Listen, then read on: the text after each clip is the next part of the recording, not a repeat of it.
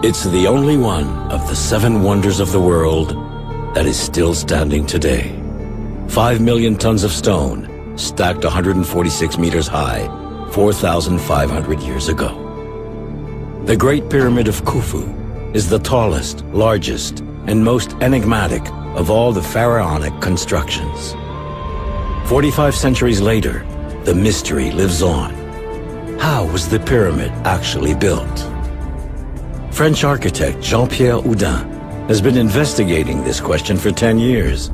He's scrutinized and studied the monument with the eye of an expert, as if he were going to rebuild the whole thing himself. Today, at the end of his investigations, and with the help of new technology, he's offering a revolutionary solution. Could he have managed to solve the mystery of the Great Pyramid of Khufu?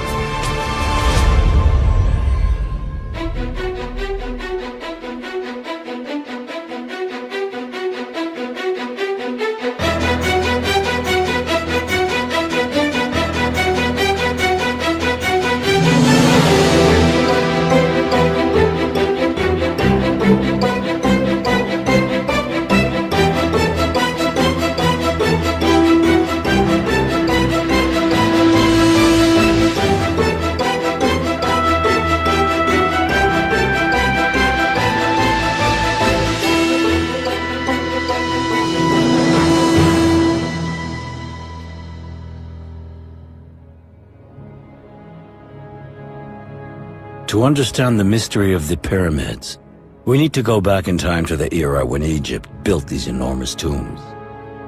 On the Giza Plateau, these mountains of stone are the masterpieces of a civilization wholeheartedly committed to the quest for eternity. Pyramids were the sacred gateways that let kings pass through to the land of immortal life after death. The Egyptians built the finest and most impressive of them in a single century at the close of the prehistoric era. The first ones were step pyramids, like the Pyramid of Djoser at Saqqara. After the 26th century BC, the first true smooth-sided pyramids were the work of a single family headed by Snefru, who was the father of Khufu and grandfather of Khephren. Originally, the outer surface of the tombs was made of a smooth layer of dazzling white limestone blocks. Pyramids were the earthly incarnation of the sun's rays. As time went by, these outer stones got pillaged in order to build palaces, temples, and mosques. Khufu still has a few left at its base, and Khephren has managed to keep its original stone layer at the top. Khephren was the last monumental pyramid that Egypt built. This period of amazing technological progress only lasted a century. Not long after, Egypt underwent serious climate changes. The country was plagued by drought and ravaged by civil wars, invasions, and social strife. The secrets of the pyramid's construction got lost during these tumultuous times.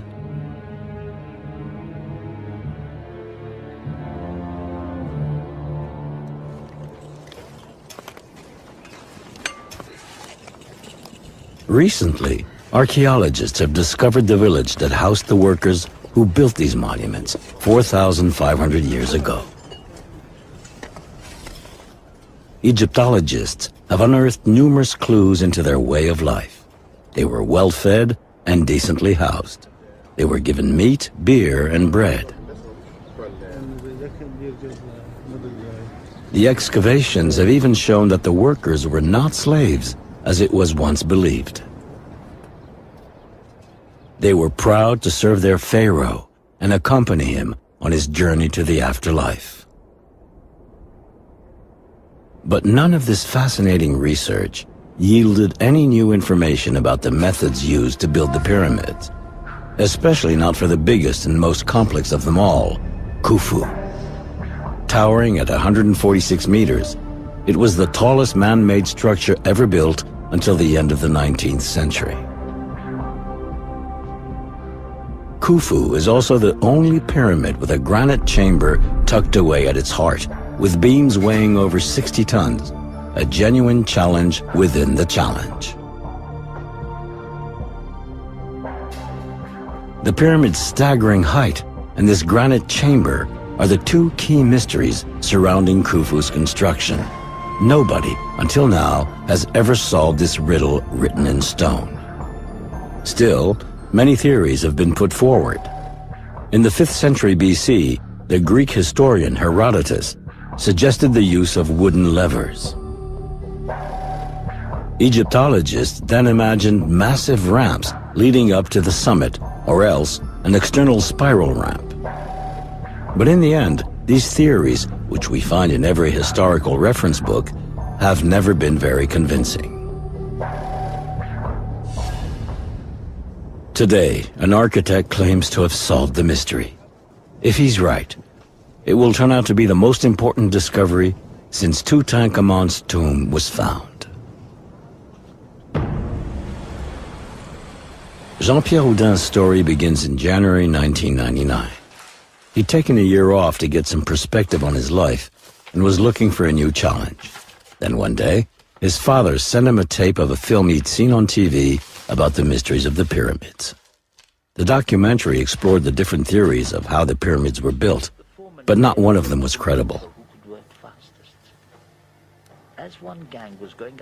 His father, a former public works engineer, got caught up in the mystery and imagined a solution. The pyramid could have been built from the inside with the help of a circular tunnel. Naturally, Henri Houdin shared the idea with his architect's son. That your idea for an internal ramp? Intriguing. I will have a look at your drawing and call you back later.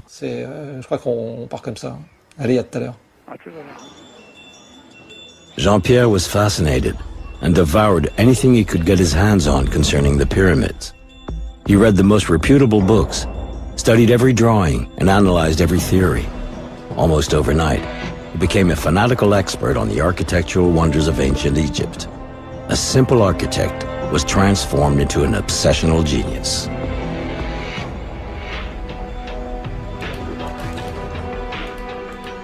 He threw himself 100% into his research. He closed his architecture firm and sold his apartment to move into a small family studio.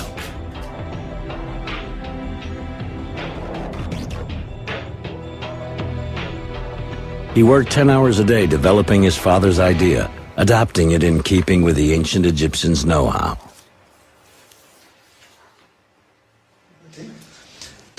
So your ramp is here. See, it's basically a great idea. But I think we should break it up into sections, like this.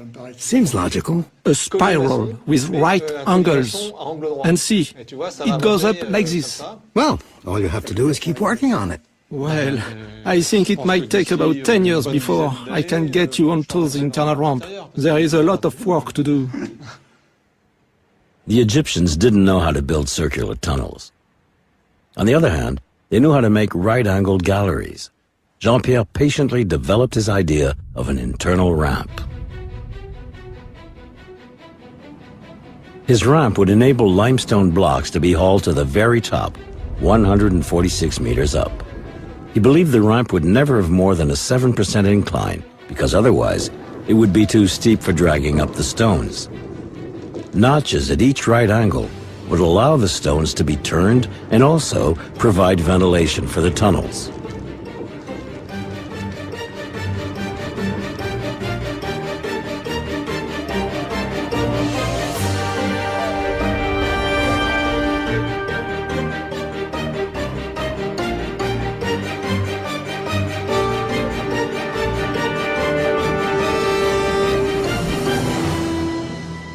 It was a brilliant theory, revolutionary even, but it still had to be proven.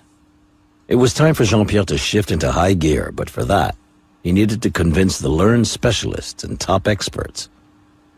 He spent several months contacting various Egyptologists, but no one bothered to reply. They were sick and tired of receiving yet another new theory about the pyramids. They didn't even bother to look at his dossier. Jean-Pierre didn't belong to the club. He was nothing but an outsider. And yet, the pyramid's construction is definitely an architect's business, at least as much, if not more so, than Egyptologists.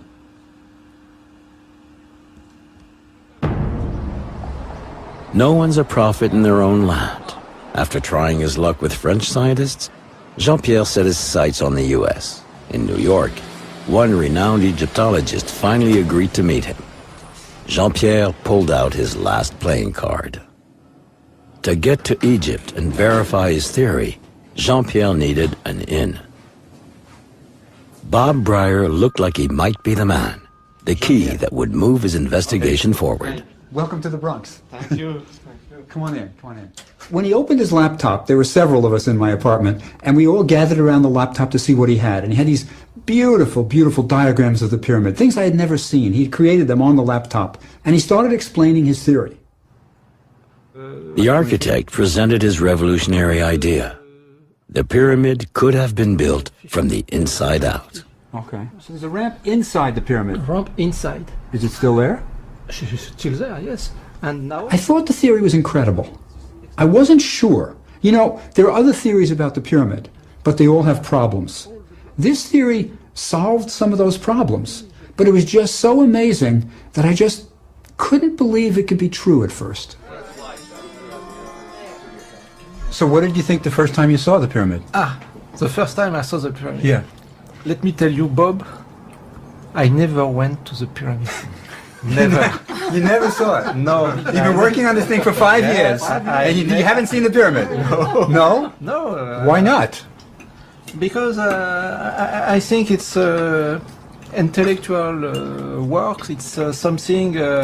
I think also that I am completely free. It's a concept. Yes. At the base, the architect would draw the pyramid. I have no pyramid in front of them. Look, if anybody's going to take your theory seriously, you have to see the pyramid. Bob Breyer was hooked by the story and Jean-Pierre's theory. He decided to help him and convinced him to finally go to Egypt.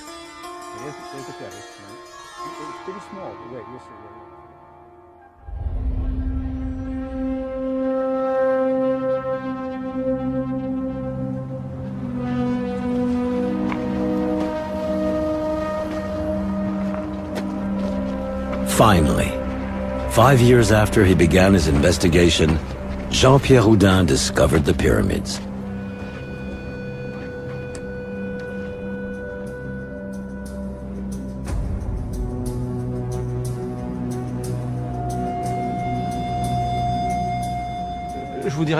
It wasn't like I got there and went, whoa, there's a pyramid. I was impressed, like everyone, but I was already so familiar with it. I knew it inside and out. I saw it in a different way. I knew where every little stone was, every little detail, every little joint. I felt at home. Thanks to Bob Breyer, he enjoyed the rare privilege of a private tour. We are in the Thieves' entrance. This is where tourists come in now. This entrance was opened up by the Caliph Mamun around 850 AD to rob the pyramid. The real entrance is about 7 meters east of this corridor. If we keep going, we will arrive at a corridor that leads up to the Grand Gallery and the King's Chamber. But Jean-Pierre is not a tourist. He's looking for clues. In the heart of the pharaonic structure, his priority is to find evidence to back his theory. He's intrigued by a number of details. These regularly spaced rectangular holes and these chisel marks all along the Grand Gallery.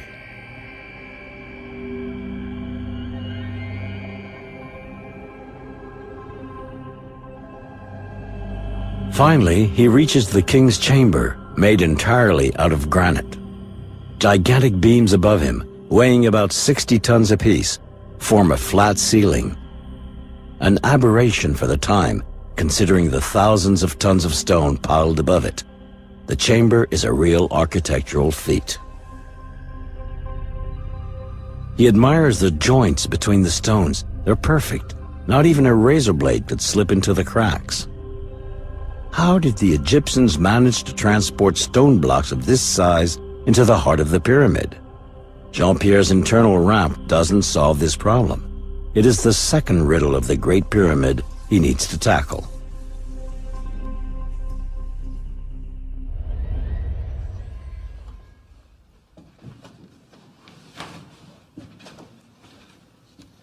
At the top of the Grand Gallery, there's a narrow passage leading above the king's chamber. It gives access to 5 stories of granite beams called relieving chambers. These are topped with an enormous gabled limestone roof. The blocks alleviate the weight pressing down on the roof of the funeral chamber. Without this ingenious system, the ceiling of the king's chamber and the Grand Gallery would have collapsed. But the granite beams suffered some cracks during construction. To check the extent of the damage, the Khufu builders opened up this passage that leads straight to the heart of the brilliant architectural system.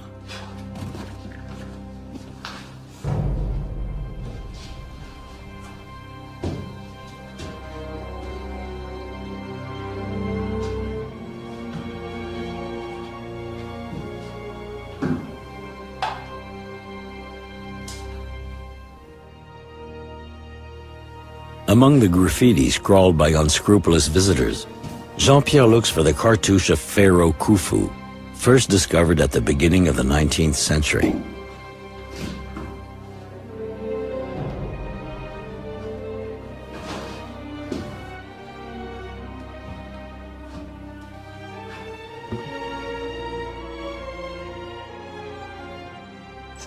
This proves that it's really Khufu's pyramid. It means Phnom Khufu. We are in the heart of the pyramid. It's absolutely incredible. And there are hundreds of thousands of tons right above our heads. And it's all held up by these beams. And it's been here for 45 centuries. You can just feel how calm it is. The serenity is pretty moving, isn't it?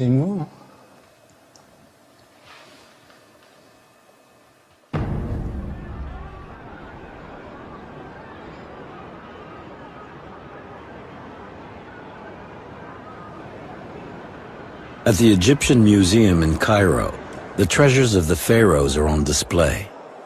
Millions of pieces chronicle the prestigious history of one of humanity's most brilliant civilizations. But paradoxically, only 2 elements are directly linked to the Great Pyramid. Today, Jean-Pierre has an appointment with the man who designed and built the greatest pyramid of all times.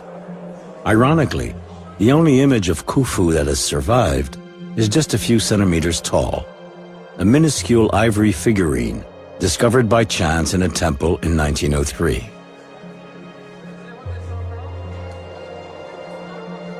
Despite the absence of monumental statues or bas-reliefs, Khufu's memory is still very much alive. An enigmatic sphinx, he continues to intrigue the entire world with the mystery of how his pyramid was built.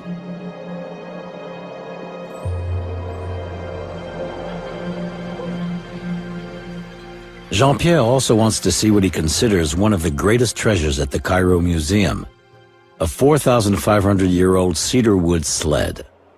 Most visitors hardly pay any attention to what seems like some plain, everyday object. Yet, it's a unique piece that offers insight into the pyramid's construction. Wood was like gold for the Egyptians. It cost a fortune to bring wood from Lebanon, so they use it up to the end.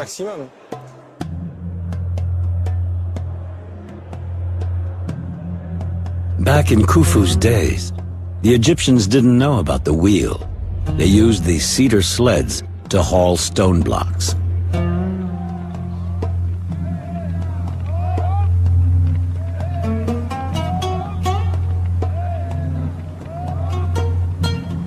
Considering the tools available to them, the Egyptians accomplished amazing technical feats. Their monumental constructions have weathered thousands of years. They bear witness to the genius of these men from antiquity and continue to fascinate Egyptologists and architects today. Bob Breyer is convinced of the importance of Jean-Pierre's theory. He joins him in Cairo to help him find new clues and evidence. No, just a mint tea. واحد معايا ممكن واحد شاي بنانا شكرا. To prepare for their expedition the next day, they begin by taking stock of some of the building's theories other people have come up with. Most involve some kind of ramp, but have major flaws, according to the architect. Either it's too steep. Yeah, that's a big problem with these ramps. It's a huge problem. Either it's too steep or it's too long, and then it causes a quarry. Because it's too high. It has to be 1.6 kilometers, and then the ramp would be bigger than the pyramid itself. This one is really steep, good for ski jumps or for the Olympics. It's fine for that. Tell me, what's this? Ça, c'est HIV virus. Maybe? Celle-là, This one is interesting. Oui, parce que, enfin, c'est intéressant. Yes, because the 1.6 kilometers are not in front of the pyramid, but all around it. On les a autour. This type of external spiral ramp around the pyramid raises a number of questions. How could such a ramp be attached to a smooth-sided pyramid? How do you turn a corner with 600 men, considering that's how many people you needed to pull a 60-ton granite block? Besides, with this type of external ramp, you couldn't check the geometry during construction. If the edges weren't perfectly aligned and controlled, the pyramid could end up twisted. Hey, softener, huh? Great. For these reasons, Jean-Pierre's theory suggests there were two ramps. First, an external ramp that only went 43 meters high. This would have allowed the first 2/3 of the pyramid's total volume to be put in place, as well as the granite blocks for the king's chamber. In addition to this, the Egyptians would have built a second ramp inside the pyramid. This system offers a solution to the two key problems the Khufu pyramid presented: its height, 146 meters, and its unique granite chamber. Once they reached the critical level of 43 meters, and the granite blocks had been brought up for the king's chamber, the Egyptians would have dismantled the first ramp and recycled the blocks it was made of, hauling them up the internal ramp to finish the pyramid. Nothing would have been wasted. Now the theory needs to be proven. They need to find evidence of his internal ramp. Bob has an idea.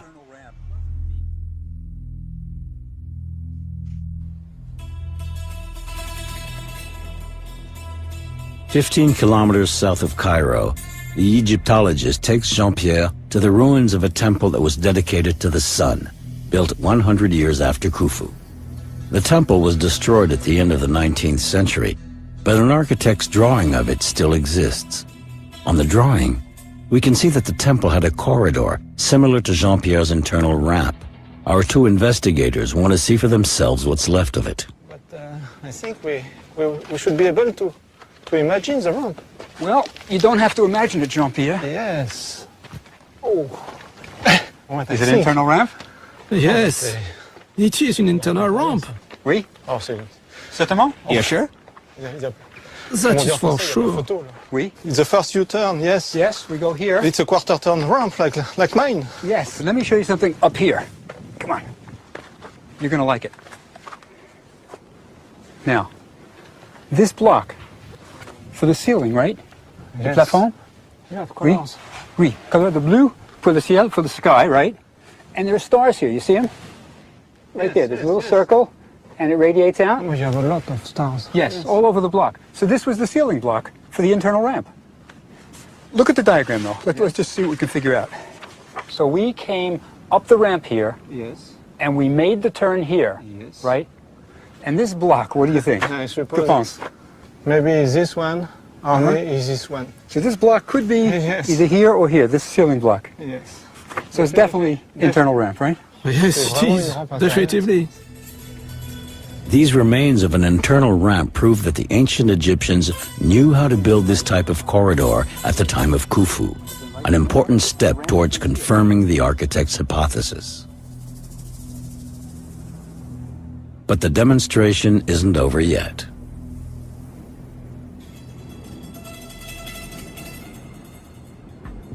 Another important aspect of Jean-Pierre's theory can also be tested out in the field.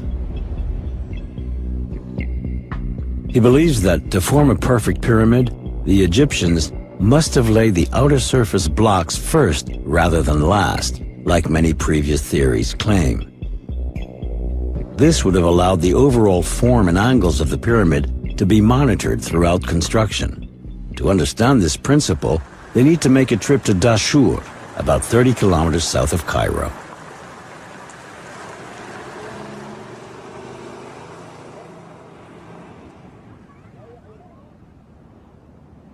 Jean-Pierre and Bob are particularly interested in these magnificent casing stones.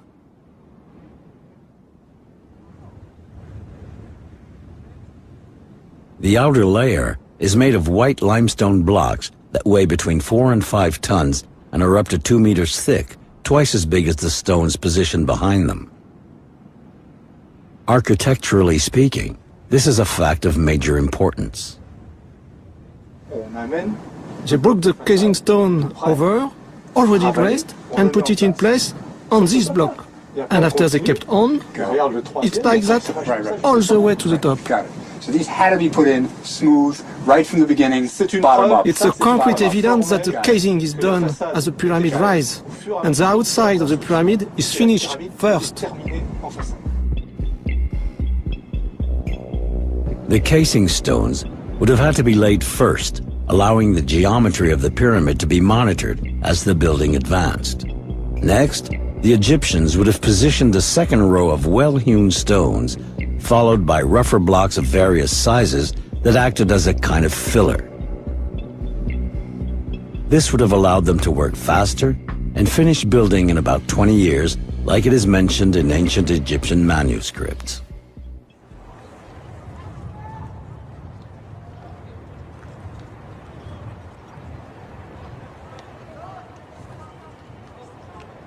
The clues Jean-Pierre has gathered out in the field are encouraging for the investigation, but he wants to find proof that the internal ramp actually existed. You can see two whitish lines about 2/3 up. Oddly enough, these phantom lines reflect the exact position of the internal ramp with the same 7% slope. Is the pyramid breathing? Is it an optical illusion or a thermal phenomenon? It's pretty strange. In order to detect the internal ramp, the pyramid would have to be scanned. The different densities inside it would need to be measured. This would provide physical and therefore undeniable scientific proof of the ramp's existence. Actually, a similar study was already done in 1986. Back at the time, a team of French engineers analyzed the Khufu pyramid using a technique called microgravimetry. This method allows us to see minor variations in mass and density. In fact, it involves detecting what scientists call zones of significant subdensity, in other words, empty spaces. For months, the technicians took thousands of measurements, both inside and outside the pyramid. The team wasn't interested in figuring out how it was built. They were hoping to find a secret chamber. In this respect, their mission was a total failure. Scientific publications of their study went completely unnoticed. Yet, without realizing it, these engineers may have found the scientific proof that Jean-Pierre Houdin has been looking for so many years.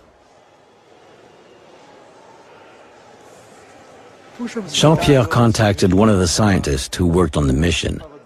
Huy Dongbui is a member of the French Science Academy and École Polytechnique, France's equivalent of MIT. We found that the subdensity, the density deficits, formed something that was like a spiral. A spiral shape? Exactly. A spiral shape, but in subdensity? Right, in subdensity. The white and green show the subdensity zones. Subdensity? It was drawn by hand. My colleague did it. We really see the spiral. We see the spiral, the subdensity zone, in white. The microgravimetric study shows that in relation to the pyramid's volume, 15% of its mass is missing. The empty spaces inside the monument seem to form a spiral. Back in 1986, Louis Dongbui and his colleagues didn't know what to make of this startling discovery. Now, in light of Jean-Pierre Houdin's theory of the internal ramp, the study makes sense. Microgravimetry offers the scientific proof the architect needed. This irrefutable element convinces Jean-Pierre to devote his life to solving the mystery of how the Great Pyramid of Khufu was built.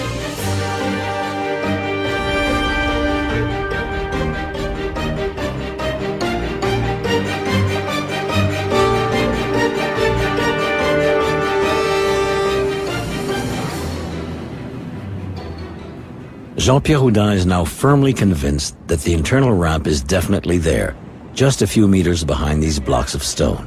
But he's now looking for more proof that the ramp really exists. If we continue along the phantom lines we'd seen before, we come to something that absolutely fascinates him. According to his calculations, this hole, located at the northeast angle of the pyramid, lies directly on the path of the internal ramp. Would this be what remains from one of the notches that allowed the Egyptians to turn the stone blocks? They'll need to take a closer look, but climbing the pyramid is prohibited. It's dangerous, and many tourists have already suffered accidents. Look at the shape of this notch. Okay. The pavement, Okay. the walls, Yes. Take plenty of pictures. plenty of pictures. Okay. And come back safe. It's a deal. Okay. Okay. Take care. That being said, the Egyptian authorities are willing to make an exception for certain Egyptologists. Along with a cameraman who's an excellent mountain climber, Bob Breyer is going to check out what the notch looks like up close.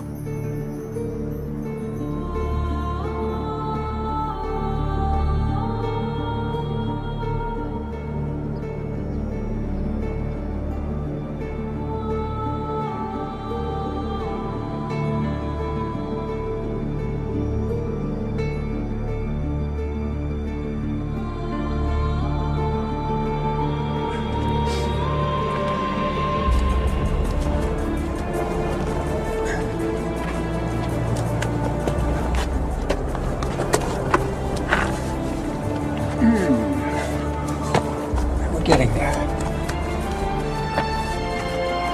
Slowly but surely we're getting there.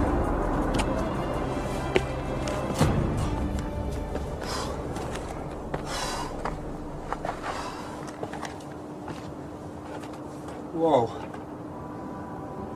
Ah.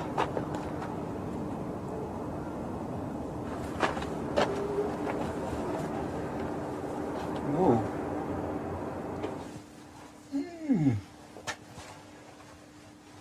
Oh, it's really dark. Bob wasn't expecting this dark space. He hasn't even brought a flashlight powerful enough to light it. I think this is interesting. It's not the internal ramp, but it's still very interesting. Why is the space so big? Photos. Photos for Jean-Pierre. The space wasn't carved out from the stone. It visibly dates back to the pyramid's construction. There's no description of it in any Egyptological book. Up till now, no one has ever investigated this architectural curiosity. Could the existence of this unanticipated room be further evidence of an internal ramp, one that's still there? Let me see if I feel any air coming out. No, it's not like a breeze or anything like that, so I don't know how far it goes. It's not exactly an internal ramp, but it's a big space. I think Jean-Pierre will be interested. I really don't know what it's for. Maybe it's just an accident to construction. Maybe it's not. He'll know better than me. Whew. Better.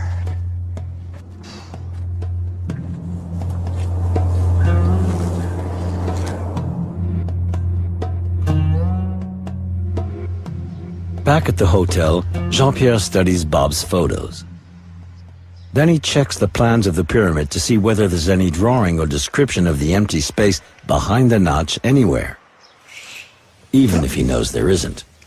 He's sorry he couldn't see it for himself. Jean-Pierre feels he is so close and yet still so far from solving the mystery. However, Jean-Pierre does have a certain number of elements to confirm his theory. The casing stones were definitely placed first. This rules out the possibility of an external spiral ramp, since there's no way it could have been attached to the smooth surface. The Temple of Nuzerere proves that the ancient Egyptians knew how to build an internal ramp. The phantom lines, with their 7% slope, are definitely intriguing. The microgravimetric results offer undeniable proof that empty spaces in the spiral form, like his ramp, actually exist within the pyramid. And finally, there's this hollow space Bob discovered behind the notch. Although all these elements are convincing, another enigma remains at the very heart of the pyramid, the king's chamber.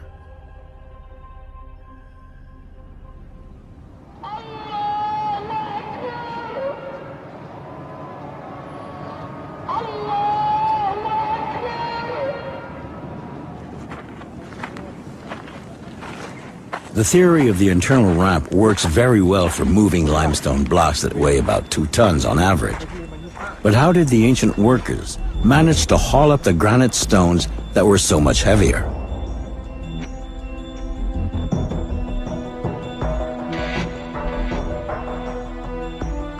This is the most remarkable aspect of the investigation and the most complex to figure out. The one part I'm really not sure about that really is the Grand Gallery. This idea that the Grand Gallery was somehow used to raise the blocks to the very top.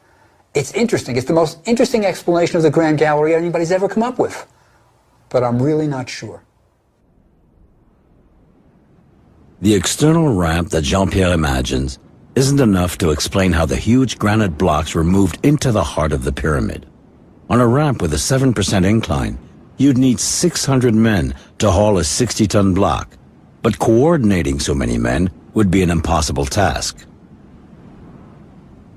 Jean-Pierre thinks the key to the mystery is the Grand Gallery itself. He's convinced the gallery was the key element of a gigantic system of counterweights that would have made it possible for just 100 men to move the enormous granite blocks.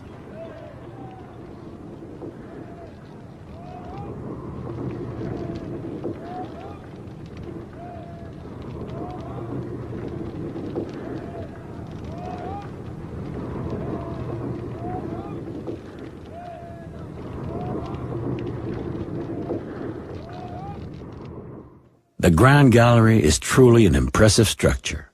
8 meters high, 48 meters long, and a 50% rate of incline, it has fascinated everyone who's ever entered it. The layout makes no sense from a ceremonial point of view. Could it have been built for practical reasons? If Jean-Pierre's hunch turns out to be right, it'll be a total revolution for Egyptology. The stakes are high. So Bob has some very specific questions for the architect. Jean-Pierre, you are the man with the theory. You've got a lot of things to explain. First, what are these benches? On this bench, you had rollers. Are these logs? Logs, Okay, yes. yes, go ahead. And these logs, on these logs, Yes. you have a trolley Yes. for the counterweight system. Okay, so the trolley runs up and down on logs, which are across the 2 benches. Across the 2 benches. Okay, now I got another question.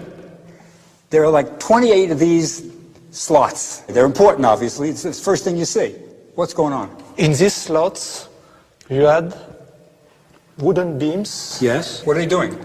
holding the rollers, keeping the rollers. So these straight. rollers are like logs going on a bench. You got the trolley on top of it, and you got beams in here making sure the logs don't go wild. Jean-Pierre, I understand the rollers rolling, the weights are sliding, but is there any evidence that this room was actually used? I think if you have a closer look to the bench, on the vertical fence, we will find some grease, some scratch left by the roller stripe. This thing that looks like a racing stripe on a car? Yes, look right there. It's clear. Yes, it's a brown stripe going down. That's grease, you think? It's all along the bench. Yes. It's the same mark. So the trolley, when it goes up and down, they had to lubricate it. They put grease, yes. And then by going up and down, it scratches? And sometimes the trolley was shaking a bit. Just a small stone and scratch. No, pretty good. It looks like it was used. And it's completely parallel to the bench. No, that's good. Good. There is something more. Look at the third cobbling. Look this groove. Yeah, it runs the whole way. All the way on the gallery, on both sides. Well, what was it used for? I think it was used to hold another beam, wooden beam, right, on which the trolley was sliding on. For the ancient Egyptians, wood was scarce and very precious. According to Jean-Pierre, they would have recovered the wooden beams when the pyramid was completed, which explains the chisel marks. You know, I've been here 50 times and I never noticed that. It goes the whole length. That's terrific. So it's another evidence that the thing was really used for a trolley sliding up and down, and that's the stabilizer. It's too much details. Okay. Understand? Yes. Too much details. A lot of details.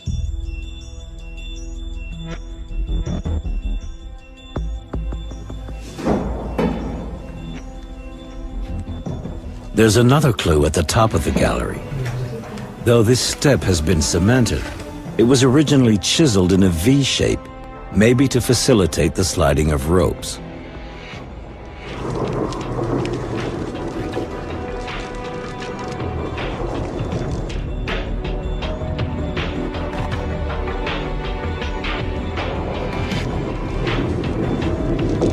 Jean-Pierre could be right.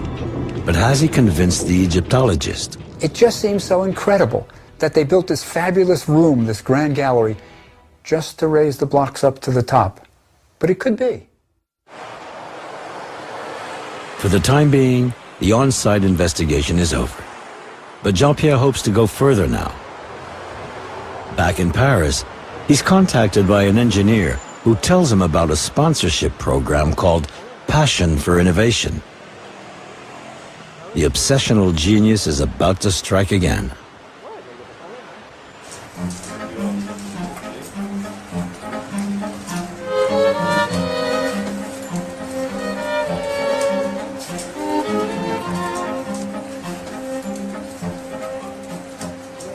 Do you really feel like you're walking in Shenzhen? Oh, yeah, I'm totally in it. But we need to adjust the sensor for the lateral position. Sure, those are the little adjustments we needed first. Oh, hey, Jean-Pierre. Hello, how are you? Mehdi, this is Jean-Pierre Houdin, the architect I was telling you about, with a new theory on Khufu.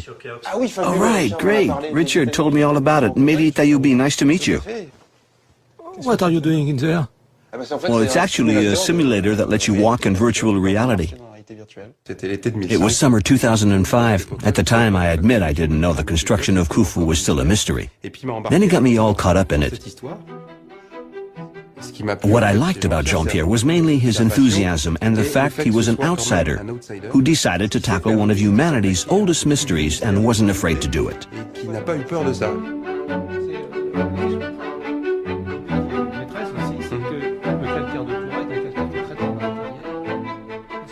Don't you think we could simulate all that? Sure we could. Yes, well, I did this by myself. Right, we'll shift into high gear. For starters, we can make a 3D model, no problem. No reason we can do it for a plane or a car, not for a pyramid. Dassault Systems develops scientific 3D software to design and visualize the finest industrial projects of the future. With these innovative tools, an industrial project can be entirely simulated before making it happen in the real world. From design to engineering to the most unusual architectural projects. The software applications are like virtual labs where the coherence and feasibility of what inventors have come up with get tested out.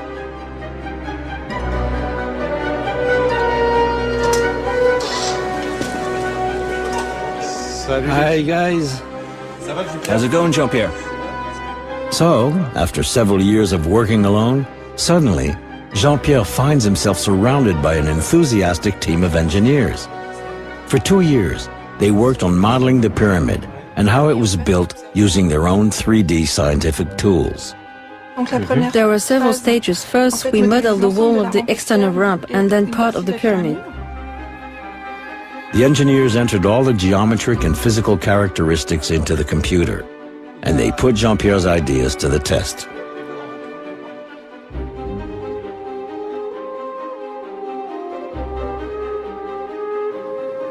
Through simulation, we can show everything works correctly. 20 machines like that, it's absolutely possible. Richard, where do you stand? Their expertise has even allowed them to explain why the granite beams in the king's chamber cracked, a mystery which, in terms of Egyptology, has caused much speculation up until the present scientific analysis.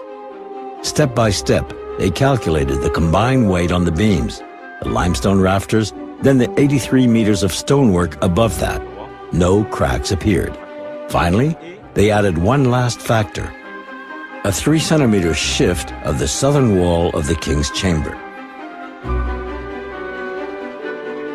With the pyramid completed, look, we lower the southern side, the rafters open up, and look here, on the first 3 ceilings, red, red, red. Red means we're at the granite's breaking point.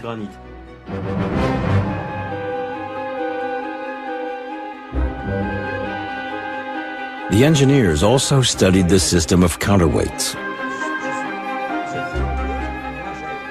The counterweight goes down, the beam goes up, and the little arrow, what is it? Oh, that's the force supplied by manpower. So the force is the number of men. We didn't find anything impossible about Jean-Pierre's theory. We're not saying that's how it happened because we weren't there to see it, but we can say that it very well could have happened like that. Mechanically speaking, it's realistic. It holds up. Could Jean-Pierre Houdin have proven his hypothesis? In any case, his theory is the first and only to be confirmed by scientific 3D methods. It is now possible to rebuild Khufu step by step. Nobody has ever gotten this far before.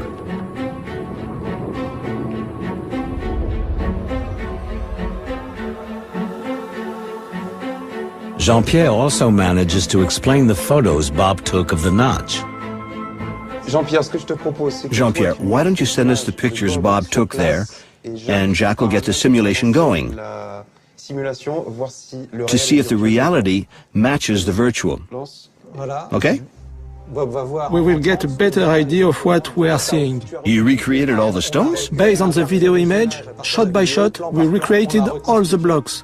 Bob got special permission to climb up into the notch. I told him to take measurements and to look into the holes. He wasn't expecting to find the room? No, and he found a 9-meter square room. And you're saying until now no one's ever described this room? There's no data? No. After that, we even did research, but we didn't find anything.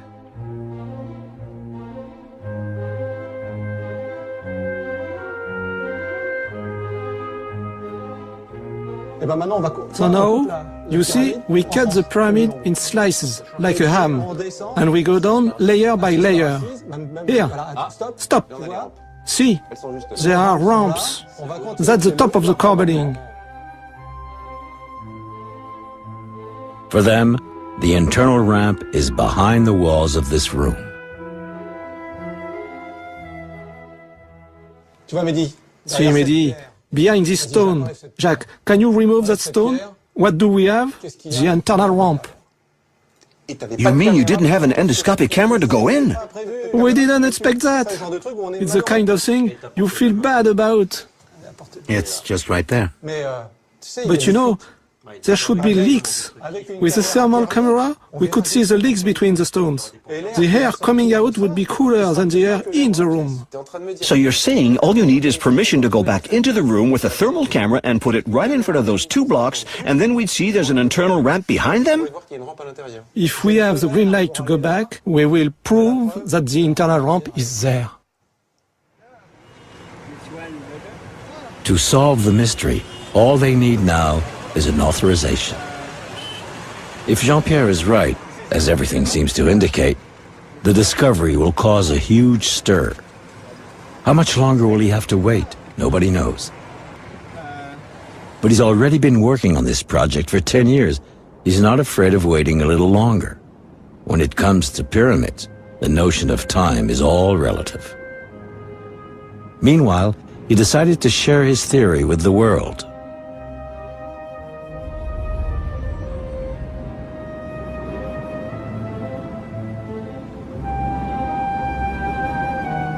The news has circled the entire globe.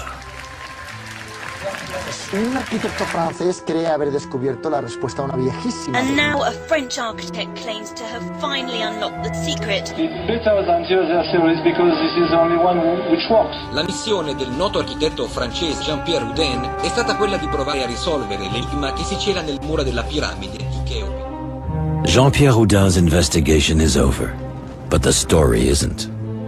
In the meantime, our architect visits the tomb of his predecessor, Nu, the man who built Khufu's pyramid 4,500 years ago.